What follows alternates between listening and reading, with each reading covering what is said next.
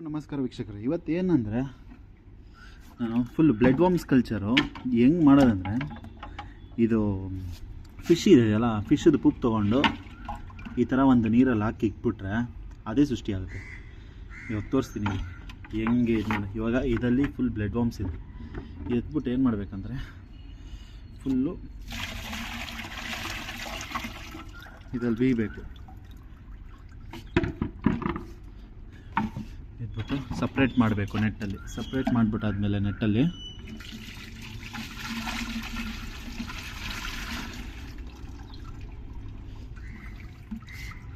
ಆಮೇಲೆ ಒಂದು ಸತಿ ಏನು ಮಾಡ್ಕೊಬೇಕು, ಹಿಂಗೆ ಹಾಕಕ್ಕೆ ಹೋಗ್ಬಾರ್ದು. ಹಿಂಗೆ ಹಾಕಿದ್ರೆ ಕ್ಲೀನೆಲ್ಲ ಮಾಡಾದ್ಮೇಲೆ ಈ ಥರ ಕಾಣಿಸುತ್ತೆ.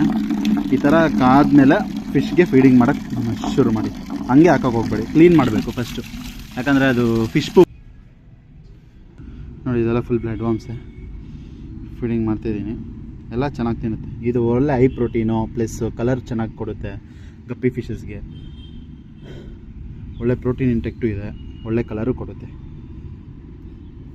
Thank you. Like, share and subscribe guys.